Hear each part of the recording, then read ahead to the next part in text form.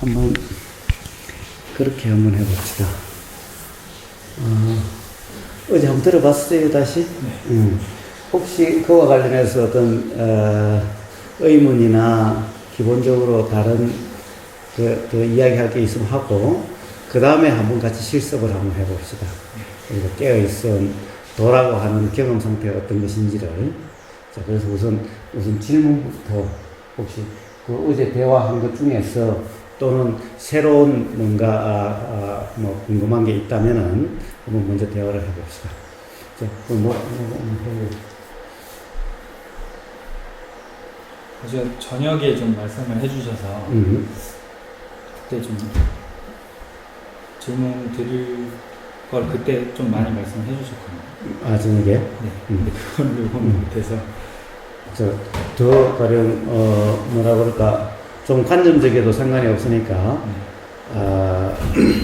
가령 제일 처음에 했던 그런 것에 대한 어떤 의문, 가령 우주니 존재니 라고 하는 그런 것에 대한 그런 것에 대해서 좀 흔쾌하지가 않으면은 하여튼 끝까지 한번 이야기할 수 있는 데까지 해봐요. 사실은 우리가 한의학이라고 하는 것이 이 나름 그런 예를 들어서 뭐 태극 이론, 음양 이론 이런 그 뭐 우주의 근원이니 라고 하는 것에 대한 그런 그 이론까지 연결되는 그런 거잖아요. 또 가령 뭐 사상 체질이니 뭐 또 뭐 태양인 태음인 뭐 하는 이런 거니 사실 이런 것들이 어떻게 보면은 도대체 이 사람이라고 하는 이 존재 또는 이 현상이 무엇인가, 이것의 뭐 본질이, 실제가, 실상이 무엇인지와 사실은 어떻게 보면은 그런 어떤 이 의문이 일어날 수가 있는 그런 이론들이나 그런 공부가 있죠. 그래서 혹시 그런 데 대해서도 흔쾌하지 않다면은 뭔가 더 한번 이야기를 해볼 수가 있어요. 한의학을 알아서가 아니라 어떤 현상의 실상에 대한 어떤 그런 경험적 이해를 가지고 한번 대화를 해보면은 이런 스스로 어떤 자각이 이제 그 경험을 통해서 자각이 일어날 수가 있는 기회가 될지도 모르니까 한번 대화를 해볼 수가 있어요. 그래서 그런 점에 흔쾌하지 못한 점, 아직 여전히 어떤 이 의문 또는 궁금함으로 남아있는 부분이 있다면은 조금 더 한번 대화를 해봅시다. 이제 음양 말씀하실 때 그러니까 한의학 이제 이론이라고 하면 음양오행을 제일 기본으로 하는데 음양 말씀하실 때 선생님께서 극으로 가면 이제 멸함이 오고 그런 말씀을 하셨는데 그게 이제 한의학 음양에서도 그런 말을 해요. 그래서 제가 생각하기에도 음양은 뭐 동시에 존재하고 뭐 극과 극은 통하고 이런 거는 어렴풋이는 이제 저도 받아들일 수 있는데 이제 오행을 얘기할 때 목합토금술 얘기하면서 상생상극이니 이런 얘기를 한단 말이죠. 뭐 목이 뭐 토를 극하고 그러니까 목합토금술이라는 거는 이제 이렇게 흥하고 쇠하고를 이제 그 단계별로 이렇게 얘기하는 거라고 저는 이해를 했는데 목이 그 토를 하고 뭐 토극 수하고 이런 이론을 들어서 이제 뭐 혈자리에서 뭐 어떤 토의 성질이 뭐 많은 사람 같은 경우는 뭐 목에 해당하는 혈자리를 뭐 침을 놔서 뭐 이런 이론을 바탕으로 이제 해요. 이 이론으로 그렇게 설명을 하지만 이론과 별개로 임상 경험이 축적돼서 이렇게 혈자리를 찾은 것도 있을 테지만 그러니까 그런 임상 경험이 축적돼서 나온 혈자리라면 오히려 받아들이겠지만 그런 이론을 바탕으로 이렇게 혈자리를 찾아서 이제 쓰는 사람들이 있단 말이죠. 그러면 이제 그거에 대해서는 이제 의문이 가는 거죠. 그 이론이 과연 그렇게 해석하는 게 맞는지도. 좋습니다. 좋습니다. 자, 우선 이것부터 이해가 필요해요. 근본적으로 이론이란 어떻게 형성됐을까라는 거예요. 자, 가령 예를 들면은 태초부터 이론이 있었다 이렇게 말할 수는 없겠죠.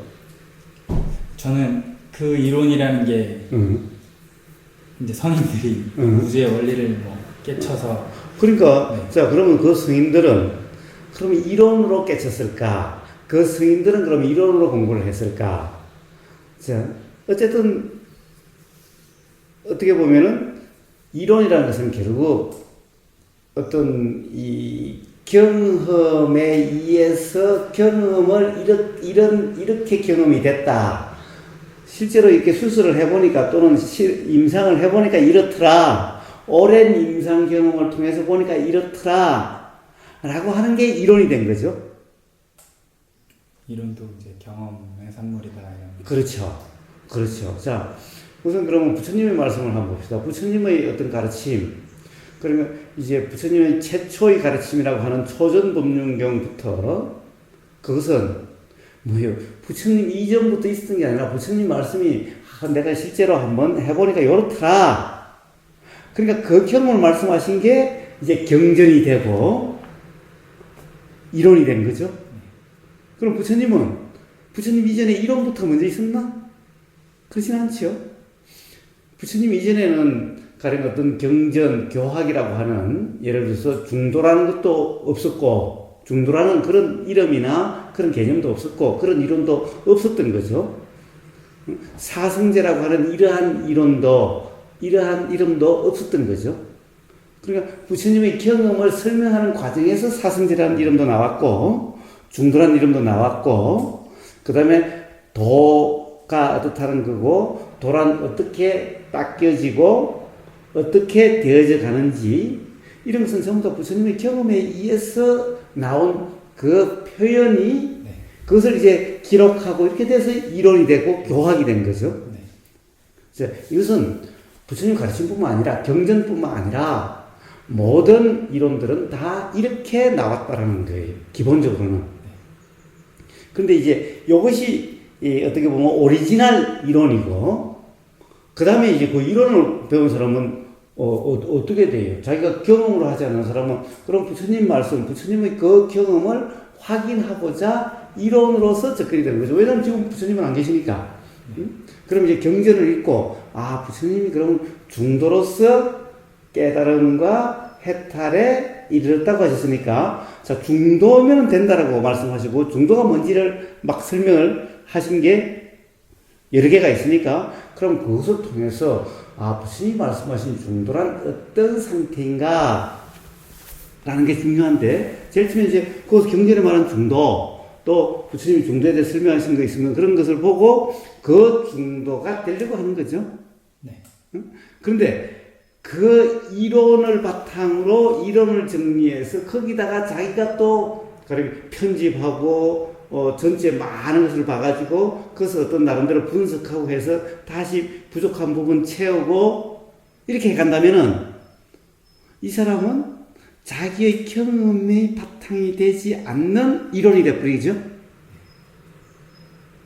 자, 그렇다고 한다면 이것은 이제 실제로 그런지 안 그런지 알 수가 없는 거예요. 본인도 모르고 그것을 읽는 사람은 더구나 더 알 수 없게 된 거죠. 부처님은 최근 자기 경험을 말씀하신 거기 때문에 그런데 가령 부처님이 말씀하신 그것을 공부해가지고 그것을 나름대로 정리하고 그걸 나름대로 체계를 세워가지고 그것을 새로운 체계라고 자기가 책을 쓴다든가 어떤 이론을 세운다고 한다면은 이건 자기 경험에 의해 바탕이 되지 않는 거라면은 사실은 이게 사실인지 아닌지 알 수가 없는 거죠.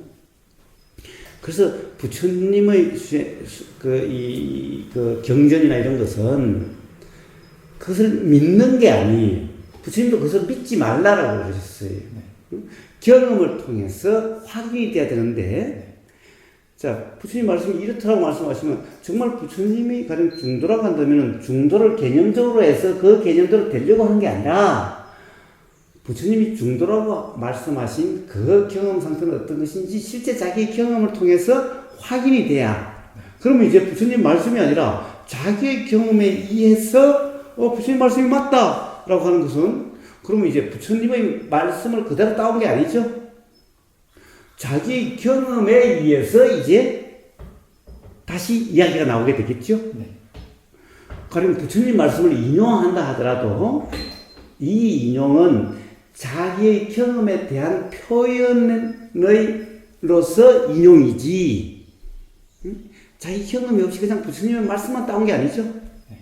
자, 이렇게 됐을 때 이제 설사 부처님의 경전을 언급한다 하더라도 이론으로서가 아니라 자기의 경험에 의해서 확인된 그 표현을 단지 빌려왔을 뿐이죠.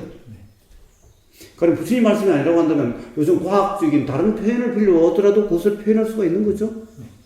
자, 단지 이런 것이지. 그러니까 이론만을 공부해 간다는 것은 알 수 없는 거고 그것은 정확한지 아닌지도 알 수 없고 믿을 수도 없다는 거예요. 더구나 실제로 부처님이 경험한 그것을 말씀하신 그것도 그냥 그대로 믿지 말라고 했는데 왜? 표현과 경험을 표현한 그 말과 경험 자체는 다르다는 거예요. 그럼 이거 지금 이 차를 갖다가 한 맛을 한번 봐요. 자, 도대체 이 경험을 어떻게 표현할래요? 응? 근데 나름 표현할 수가 있겠죠? 뭐라고 그럴까, 담백하고, 그 깊은 향이 있고, 백날 이렇게 표현해봤자, 이것은 그거 말로 가지고 이것을 고스란히 실제를 알 수는 없죠? 이것은 실제로 경험돼야, 깊은 맛이고, 담백하고라는 것은, 요런 경험에 대한 표현이구나. 요렇게 알아야 그 표현을 아는 거지. 응? 그거 하면 요런 경험도 없이 그 표현만 가지고, 요 차 맛은 깊고, 담백한 맛. 그렇게 해서, 이게 보이차? 보이차의 맛은 깊고 담백한 맛이라고 그걸 외워가지고, 가서 아무리 백날 표현해봤자, 그 사람은 이 보이차의 맛을 모르는 거죠. 그와 똑같아요. 그러니까 모든 이론은 한의학에서 이론이든 태극 이론이든 음양 이론이든 오행 이론이든 전부 다 그렇게 그렇게 생겼고 이론이 그리고 만약 그 이후에도 만약 그 이론만 공부를 해서 이론을 갖다가 정리하고 이론을 개념적으로 이해해서 가는 거라면은 그건 모르는 거고 다시 그 이론의 힌트를 얻어서 경험으로 확인된 사람이라면은 그러면 똑같은 용어를 써도 그러면 그것이 도대체 왜 그런 용어를 썼는지 그런 용어가 의미하는 실제가 어떠한지를 아는 거죠. 자, 이렇게 차이가 있어요. 자, 그렇다고 한다면은 공부하는 사람이라면은 또 수행인이라면은 수행자라면은 당연히 말을 이해하고 개념을 이해하는 것이 아니라 경전의 말 뜻을 이해하는 것이 아니라 또 한의학이라고 한다면은 그 이론을 이해하고 개념적으로 이해하려고 하는 것이 아니라 그렇게 표현된 실제가 어떠한지 경전에 그렇게 표현되는 실제의 경험 상태가 어떠한 것인지를 직접 확인돼야 되는 거죠. 자, 그러면 그 공부는 실제 확인될 때까지는 믿지도 않고 믿지 않지도 않는 거죠. 단지 그렇게 표현되는 그 경험 상태는 어떤 것일까? 라고 하는 의문이 일어나야 되는 거죠. 그래서 그것이 남아있어야 되는 거예요. 그것만 남아있어야 되는 거예요. 개념적으로 이해해서 개념적으로 규정함이 남아있으면은 그럼 그것이 해결되질 않아요. 즉, 이치에 대한 분명한 깨달음은 수행에서 일어날 수가 없다라는 거예요. 무슨 말인지 이해되겠어요? 그것도 똑같아요. 자, 왜 태극 이론이 나왔는가? 어떠한 발견을, 어떠한 우주의 이치를 경험적으로 확인된 사람이 어떤 그런 실제 작용의 이치를 태극으로 음양오행으로 설명을 했는가? 라는 거죠. 그러니까 음양오행이라고 하는 것은 중국에서는 한자로 쓰니까 음양오행이지, 가령 서양 사람이 발견했다고 한다면은 음양이 아니라 달리 표현될 수도 있죠. 다른 문화로 한다면은. 예를 들면 뭐 신이다, 아니다라고 하는 그런 모든 것도 다 결국에는 발견된 사람의 표현이죠. 그러니까 그 말이 가리키는 경험 사실이 무엇인가, 이렇게 이 관심이 작용돼야 비로소 이치에 대한 분명한 이해가 일어날 수 있게 되는 거예요. 그렇지 않고 그냥 개념적으로 이해하고 개념적으로 정리하고 개념을 가지고 맞니 틀리니 하고 있다면은 영원히 실상의 이치에 접근될 수가 없어요. 이해되죠? 그러니까 바로 그렇게 확인이 되면 되는 거예요. 다 음양이니 음양오행이니 태극인이라는 것도 결국에는 실제 운행이 작용되는, 우주 만물 만상이 작용되는, 통계는 인간도 포함해서 작용되는 어떤 그 이치에 대한 발견된, 깨달아진 그것에 대한 표현이다. 그러니까 그 표현이 중요한 게 아니다. 그 표현이 가리키는 실제 작용의 이치가 확인이 돼야 된다. 자, 당연히 이제 좁게 가면은, 자, 이걸 이제 사람의 몸 현상에 대해서, 예를 들어서 음양오행, 또 예를 들면은 이 사상체질이니라고 하는 이런 모든 것도, 자, 오행에 뭐예요? 토, 목, 금, 뭐예요 또? 수, 목화, 토, 금, 수. 5개죠? 5개. 자, 우리는 이 비유를, 이것은 비유지, 이것은 이름이라는 것은 표현이지, 이름 자체, 수라는 것은 국어사전을 찾으면은 수가 뭐다 라고 하는 이 수의 특성, 이걸 아는 것은 절대 아는 게 아니죠. 자, 이어서 작용되는 어떠한 작용, 어떠한 움직임, 어떻게 작용되는지에 대한 그 작용에 대한 이름이 예를 들면 목이고 수인 거죠. 자, 불교에서도 4대 그래요. 4대. 지수화풍. 자, 이 현상에 대해서, 자, 지는 뭐냐면 딱딱하고 부드럽다고 느껴지는, 뼈 같은 건 딱딱하고 살 같은 건 부드럽고 라고 하는 이런 성질을 지라고 표현을 해요. 지라고 표현하는데, 지가 중요한 게 아니라, 요렇게, 가령 어떠한 요런 현상 또는 작용을 지라고 표현했는가라고 하는 거죠. 그 다음에, 뭔가 이렇게, 이게 지탱되는, 이 팽팽한 지탱되는, 이러면 어떤, 이렇게 있기 위해서는 뭔가 지탱되는 게 있는데, 이런 것을 바람의 요소라고 그런다. 또, 가령 어떤 인상 같은 걸 먹는다든가, 그러면 가령 어떤 열받는 일이 있어, 열이 받치면 열이 나는데, 이런 것을 화대라고 그런다, 이름이. 그러니까 문제는 화라고 하는 사전적인 의미가 중요한 게 아니라, 화라고 표현되는 여서의 어떤 자기가 현상, 이건 거죠. 그것을 화라고 표현하는 거, 다른 말로 표현될 수도 있는 거죠. 자, 그리고 지수화풍 4가지지만은, 지수화풍 4가지뿐만 아니라, 그럼, 오행이라고, 목화토금수? 왜? 목화토금수 5가지로 표현될 수도 있을 거고, 또 어떤 사람은 10가지로 표현될 수도 있을 거고, 그런 거죠. 자, 옛날 우리 그리스 로마 시대 때 보면은, 그 원소, 요소에 대해서 5가지로 하는 사람, 3가지로 하는 사람, 몇 가지로 하는 사람, 다 있는데, 결국에는 우주가 작용돼서 경험되는 사실은 다 똑같죠, 누구에게나. 어떤 사람에게는 다르게 작용되고 다르게 경험되고 이런 게 아니죠. 우주만물 만상은 어떤 사람이 어떻게 경험되고 관계없이 작용되죠.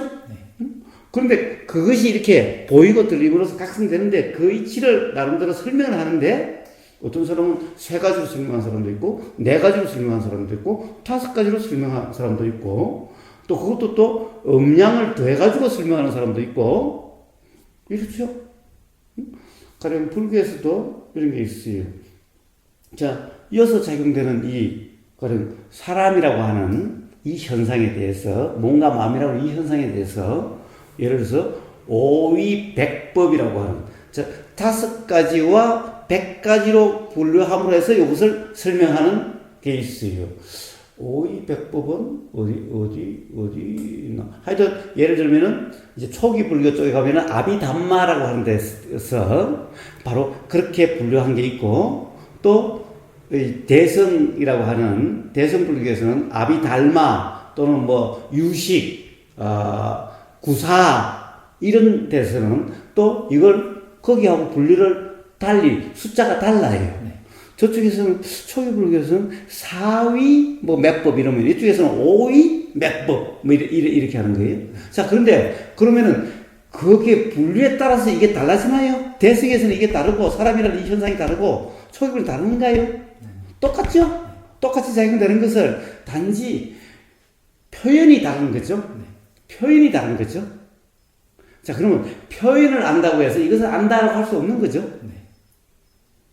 그러니까 결국에는 이쪽에서 오이다라고 오이백법이라고 한다면 자, 여기서 경험되는 어떤 일어나는 작용과 현상에 요걸 가령 오이라고 한다면 뭐 오이 5가지라면 요런 것을 그렇게 표현한 말이구나. 백법이라면 요런 걸 이렇게 표현한 그런 거구나.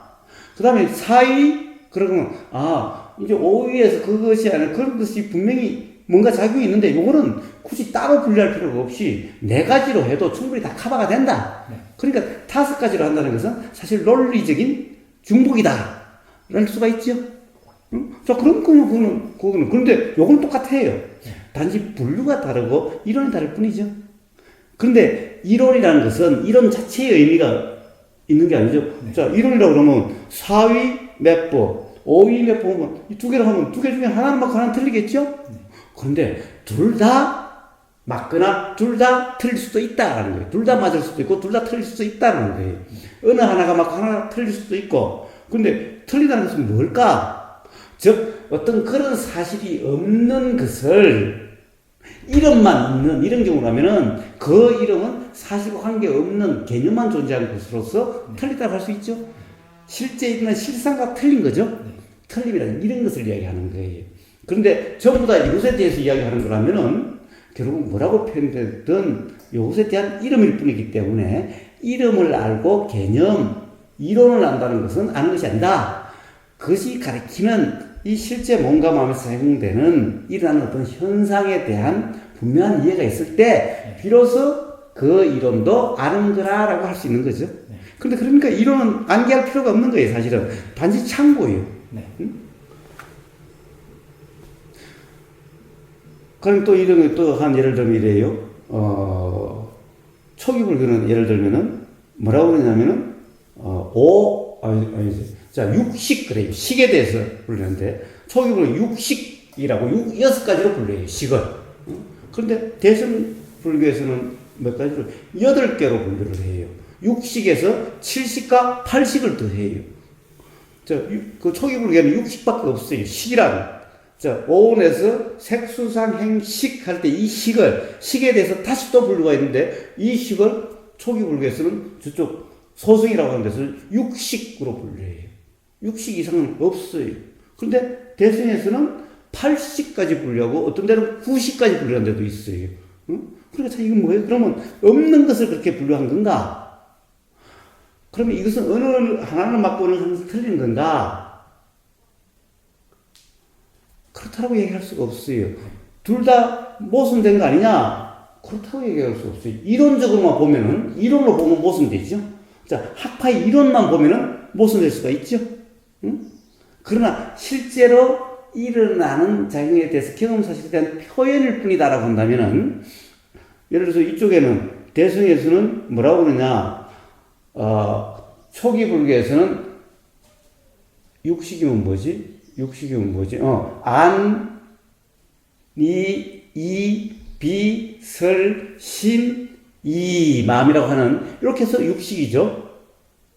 6가지죠? 그러면 이쪽 대승에는 그 6가지에 더해가지고 말라식이라고 하는, 나라고 하는 이 마음, 이러한 나라고 하는 이런 그 어떤 그 인식, 그 마음을 말라식이라 해서 따로 분류를 하고, 그리고 또 아레야식이라고 해서 경험이 쌓이고, 과거의 경험이 지금 이 순간 어떻게 작용되는지, 그 작용되는 이치를 설명하기 위해서 그러한 마음 작용은 말라식이라는 개념을 하나 더 하고 있어요. 응? 그러니까 결국에는 그건 뭐냐 하면은, 우리가 작용되는 이 몸과 마음이라고 하는 여기서 작용되는 어떤 현상에 대한 이름이고, 이 현상을 설명하기 위한 표현법이죠. 그럼 두 개가 모순되는가? 자, 모순되지 않는다. 근데 이론으로 보면은 모순되지. 그런 이론이 아니라 그것이 가리키는 어떤 현상에 대한 이해가 분명하다면, 둘은 이렇게 표현될 수도 있고 이렇게 표현될 수도 있지. 그 사람의 그 이전의 경험 상태가 다르다면은, 그러면 이렇게 표현될 수도 있는 거지. 그러니까 서양 사람들은, 가령 예를 들어서 여기 이 참나라고 표현되는 것을 서양에서는 신이다라고 표현되는 거고, 성령이다 이렇게 표현될 수가 있는 거죠. 응? 그리고 또 이쪽에서는 야, 참나라는 것은 없다, 그건 착각이다, 응? 라고 또 이야기될 수 있는 거죠.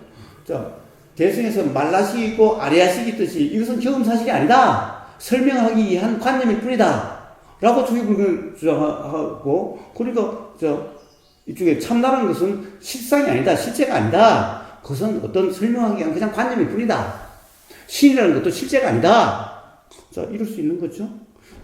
그럼 도대체 무엇을 그렇게 부르는가? 어떤 경험 사실을, 어떤 경험을 그렇게 표현된 건가? 수행자나 공부하는 사람이라면, 공부인은 바로 그런 자세가 필요한 거죠. 그런 자세야만 비로소 학문하는 사람이라 할 수 있고 수행자라 할 수 있는 거죠. 그래야만 비로소 그것이 경험 사실로서 확인이 될 수 있게 되는 거죠. 그래요. 그래서 전부 다 예를 들면은 뭐 사상체질, 목과 금은 상극이다, 상극이라 그러죠. 응? 수와 화는 상극이다 라고 그러죠. 수와 목은 상생이다 라고 이야기를 하죠. 그것은 어떻게 보면은 실제로 어떤 기운이, 예를 들어서 자석이라는 것은, 어떤 것은 이렇게 잡아당기는, 자연에서 잡아당기는 것과 같은 이렇게 작용되는 어떤 그런 기운이 있을 수가 있고, 수로 미는 것 같은 기운이 있을 수가 있어요. 관념이 아니라 그렇게 작용되는 자연이 있는 거예요. 응? 예를 들어서 뿌리가 나무의 뿌리는 어디로 가요? 물을 찾아서 움직여요. 이에 나무 가지는 햇빛 쪽으로 가요. 응? 어떻게든 나무는 햇빛을 보려고 막 올라가고, 틈이 있으면 나무가 가 있으면 없으면 요렇게 굽어가지고 요렇게 올라가요. 뿌리는 돌을 타고라도 물 있는 데로 가요. 이게 두 개는 서로 잡아당기죠?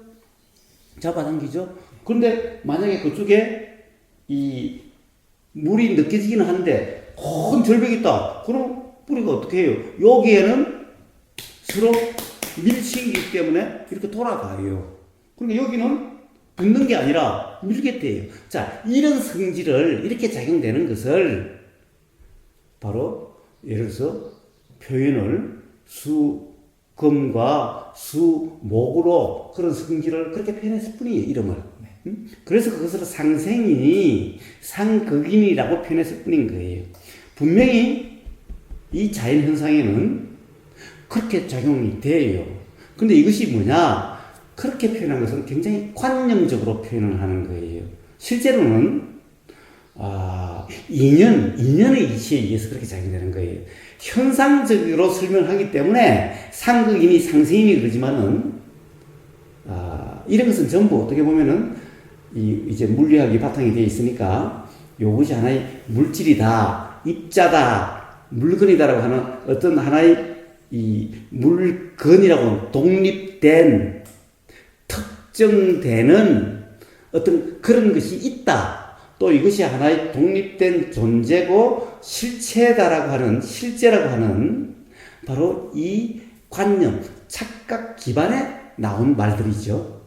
이제 그렇게 표현된 말이죠. 원래 그것을 자각하고 깨달은 사람은 존재라는 염두에 두지 않아도 어차피 현상적으로 이렇게 다 드러났으니 그렇게 설명이 표현하지 않으면은 서로 대화가 안 되니까 그렇게 표현될 수가 있죠.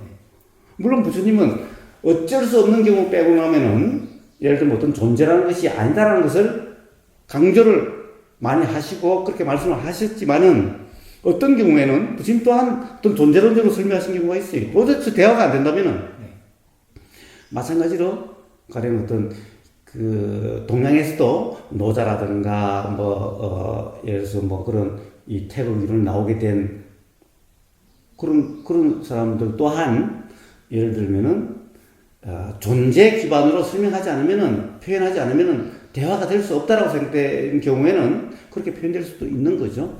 그러나 가령 그 사람들이 존재가 아니지만 존재론적으로 표현될 수밖에 없다는 그 이해가 있느냐 없느냐는 문제는 별개의 문제죠. 그럼 부처님은 그 이해가 분명히 있으시기 때문에 이 어떤 이치와 법을 말씀하실 때는 존재가 아니다라고 하는 존재론적으로 설명을 안 하셨고, 그러나 사람들이 실제 일상생활에서 관념적인 어떤 이런 바탕에서의 대화에서는 존재론적으로 말씀해 주신 경우도 있죠. 그러니까 둘 다 존재, 즉 현상과 실상에 대한 분명한 이해가 있기 때문에 대화에서 자유자재하죠. 어떨 때는 현상에 얽매여 있으면 이치를 해서 현상의 얽매임을 풀어주시고, 이치에 얽매여 있는 경우라든가 아예 이치를 전혀 모르는 경우라면 현상에 대한 현상적인 설명을 통해서 현상적인 얽매임을 풀어주기도 하시고, 이렇게 자유자재 하시게 되는 거죠.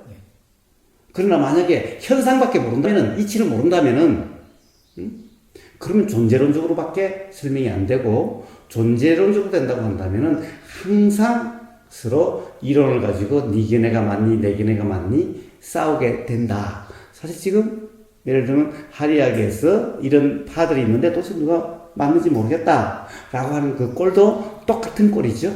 그럼 그 해석은 결국 그 규명은 어떻게 되는 거냐, 그 표현하는 실제 경험 사실이 어떠한 건가, 그 경험 사실에 대한 표현인가 아닌가, 단지 표현이 다를 것인가, 아니면 실제 그런 경험 사실은 없는데 그냥 이론만 있는 것인가, 여기에 따라서 규명되게 될 거예요. 그러니까 오행이라 하는 것도 바로 그렇게 규명이 돼야 될 문제지. 자, 이 목이라고 하는 어떤 사람 체질이라고 하는 게 목성만으로 돼 있는 이런 체질도 없고, 또 한 번 목성이면 영원히 목성이라는 이런 체질도 없고, 한 번 수승이면 영원히 수승인 이런 체질도 없고, 수승이 뭐라고 그럴까, 절대적인 어떤 그런 실체가 아니라는 거예요. 그렇다고 한다면 목과 수 사이에도 있죠.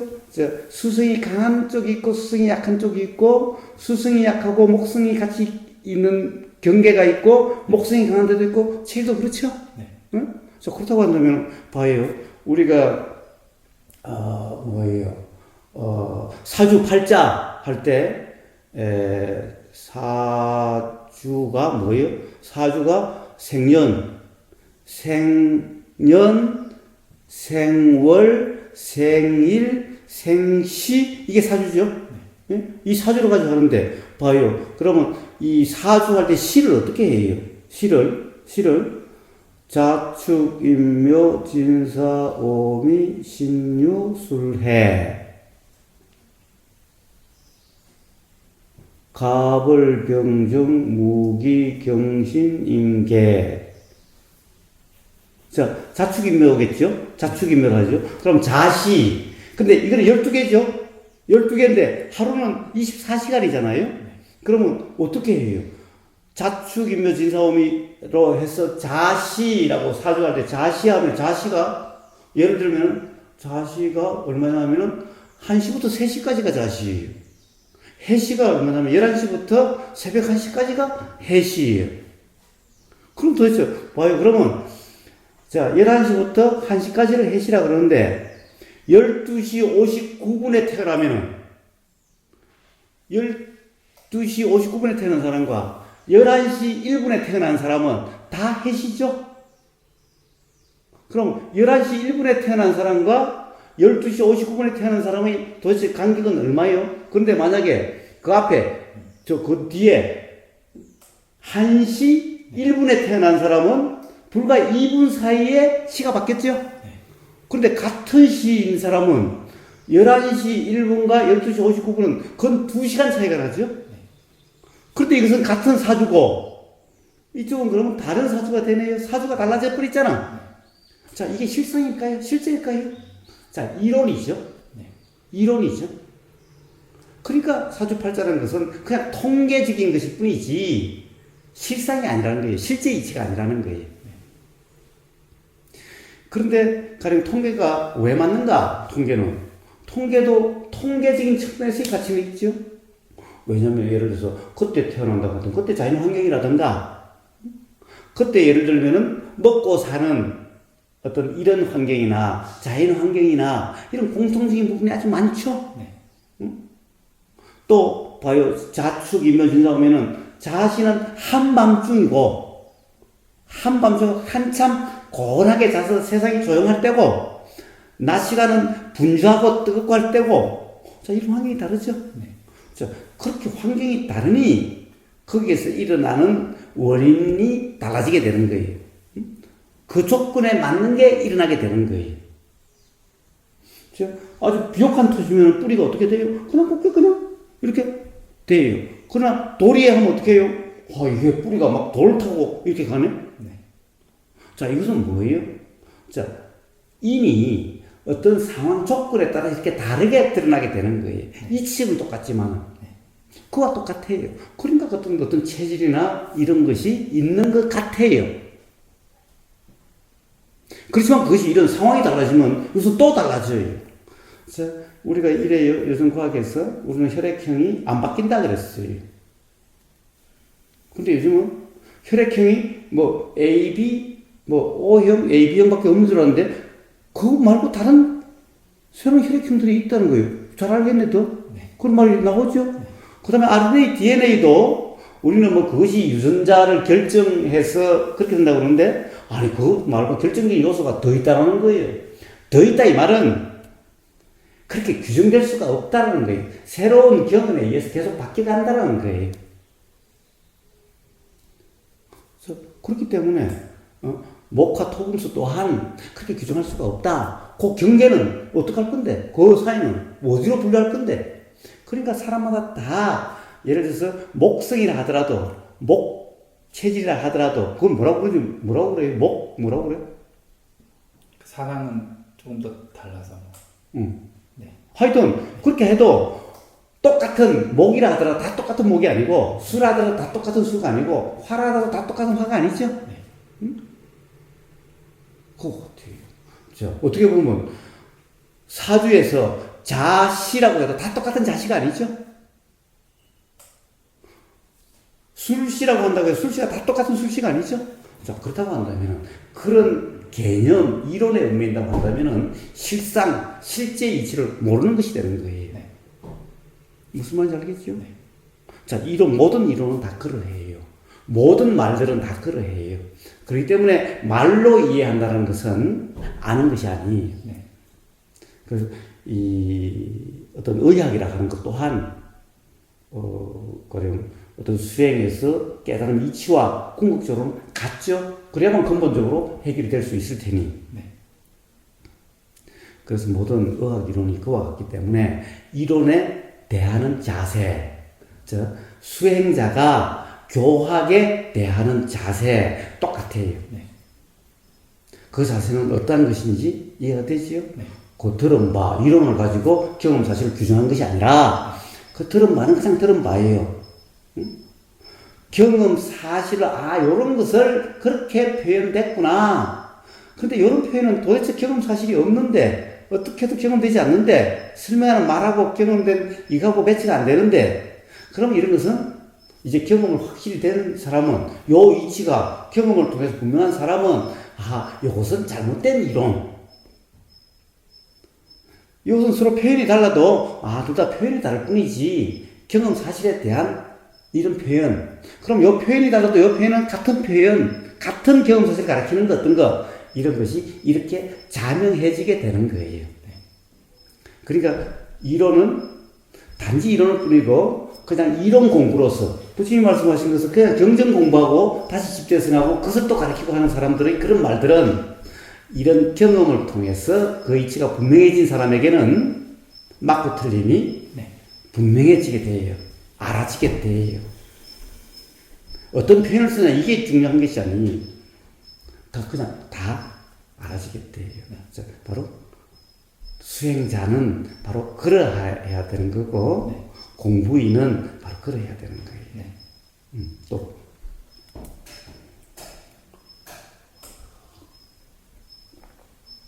이론도 마찬가지고 일단 말에 얽매이면 안 되고 이제 제가 스스로 이제 체득을 해야 되는 건데 또 다른 얘기일 수도 있는데 제가 아침에 이제 명상을 하려고 이렇게 있었는데 그 생각이라는 거의 속성이 언어로 이제 사람이 생각을 언어로 하기 때문에 생각이라는 거는 언어를 쓸 수밖에 없고 언어를 쓰게 되면 모든 걸 관념화하고 규정할 수밖에 없는 것 같더라고요. 생각이라는 거의 속성이. 그래서 생각을 하게 되면 말씀하신 것처럼 이렇게 사물을 다 이렇게 독립적인 걸로 이름을 붙여야 되니까 독립적인 걸로 생각을 할 수밖에 자동적으로 그렇게 될 수밖에 없는 것 같아요. 그래서 생각가 깨어 있기 위해서는 생각을 하면 자동적으로 깨어 있을 수가 없겠구나 이런 생각이 들더라고요. 생각의 내용이란 그런 경전이나 이론과 똑같아요.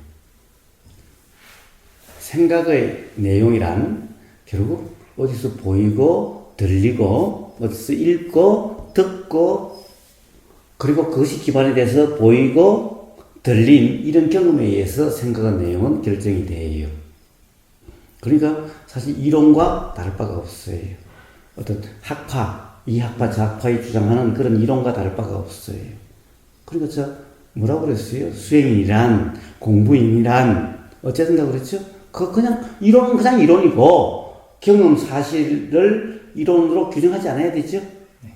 생각도 마찬가지. 생각은 그냥 생각이고 거기에 대해서 그런 경험에 의해서 지금 경험 사실에 대해서 그런 생각이 일어난 거기 때문에 이것에 의해서 일어난 것이 아니라 이것이 있으니 다른 듣고 보고 한 그것이 일어난 것일 뿐이에요.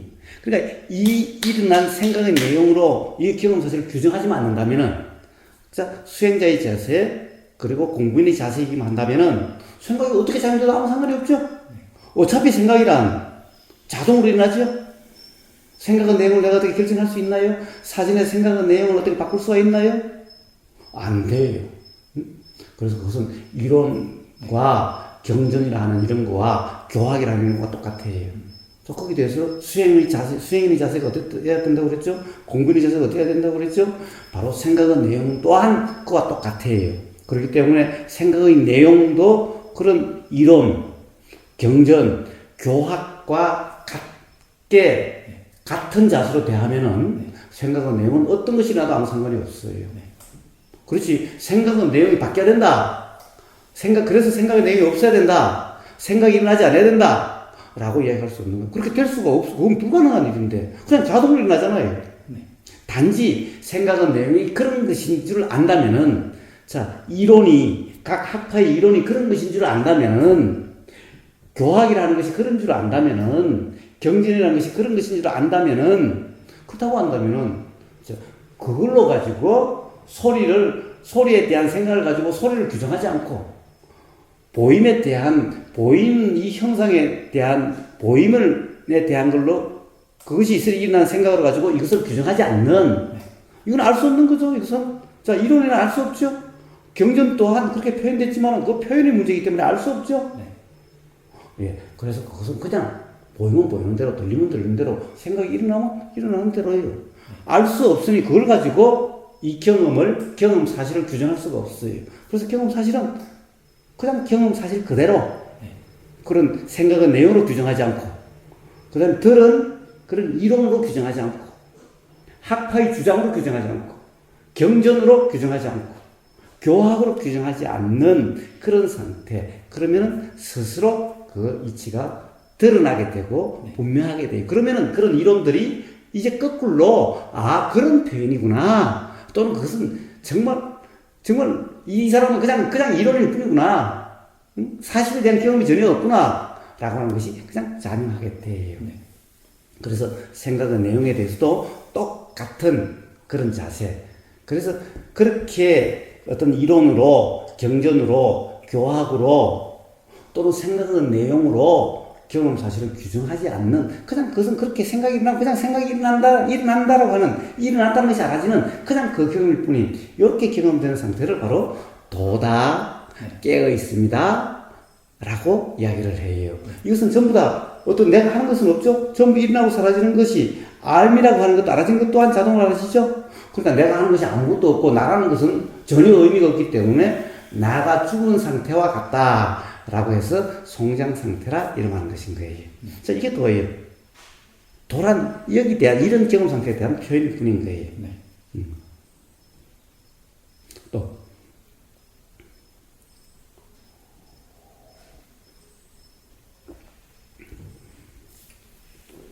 지금 더 이제 궁금한 거. 좋아요. 자, 그러면 이제 한번 실습을 한번 해봅시다. 지금까지 이야기에서 밝혀졌어요. 자, 생각이 일어나면 어떻게 해요? 생각, 내용은 전부 다 어디서 들은 거든 어떤지 읽은 로서 결정이 돼요. 그러니까 이것은 맞는지 틀린지 알 수가 없어. 음양, 오행 이런 것 갖고 각 그 학파들의 그런 주장하는 이론과 똑같아요. 그렇기 때문에 이것은 그 이론을 가지고 안다, 그걸 맞다 틀리다 할 수가 없어요. 분명히 경험 사실, 그냥 사실의 경험을 통해서 그런 것으로 규정하지 않는 그 경험을 통해서 이렇게 사용된다 라고 하는 그것이 알아졌을 때 비로소 이것에 대한 표현이구나. 그리고 이거는 사실 어떤 경험 사실이 없는데 사실이 아닌 것에 대한 그냥 이론일 뿐이지, 생각의 내용일 뿐이지, 즉 실제가 아닌 헛개비, 그러니까 있지도 않는 그런 내용일 뿐이라는 것이, 이것은 그냥 엉터리구나, 이런 것이 자명해지게 되는 거죠. 자, 그래서 그것을 연결시키지 않아요. 그런 것이 일어나도, 생각 내용을 일어나도 그것은 그냥 일어났다 살 뿐인 거예요. 왜? 맞는지 틀린지 모르니까 그걸 어떻게 할 수가 없어요. 이 생각이 정말 진짜 같이 평소에는 느끼지만 이 경험이 있다면 정말 이게 뜬구름 잡는 생각 같구나, 이게 느껴지게 돼요. 그래요. 그래서 그냥 생각은 생각이에요. 그래서 수행에서 생각은 생각일 뿐이라고 이야기하는 거예요. 바로 그런 경험 상태를, 그래요. 자, 그러면 어떻게 되면 되겠어요? 자, 어떤 것도 그냥 경험되는 거다, 일어났다 사라지는 거지, 아무 규정하거나 어떻게 하는 것이 전혀 없죠. 규정, 단정, 평가, 판단에는 없죠. 심지어 평가를 하는 것도 하나의 생각이죠. 다 일어났다 사라지는데 이것이 맞는지 틀린지 어제도 이야기했다시피 알 수가 없죠. 그럼 어떻게 해요? 자, 수행, 자선이란 어떤 거예요? 자, 아무것도 할 게 없죠. 그냥, 자, 알아지는 그대로죠. 들리는 그대로죠. 뭐든지. 생각이 일어나면 생각이 일어나는 그대로죠. 자, 생각의 내용이 어떤 것이라는 것은 이론이 어떤 것이다, 경전이 어떤 것이다, 다 똑같은 것일 뿐이라는 거예요. 자, 그럼 경험 상태는 어떤가? 자, 이렇게 자선이라고 앉아있을 때도 똑같고, 평선이라고, 이렇게, 이럴 때도 똑같아요. 자, 내가 보는 게 아니에요. 자, 이럴 때도 그냥 경험되는 그대로 어떻게든. 내가 걷는다, 안 걷는다, 이런 문제가 아니에요. 자, 일상생활에서 일어나는 모든 것이 다 저절로 다 일어나게 돼요.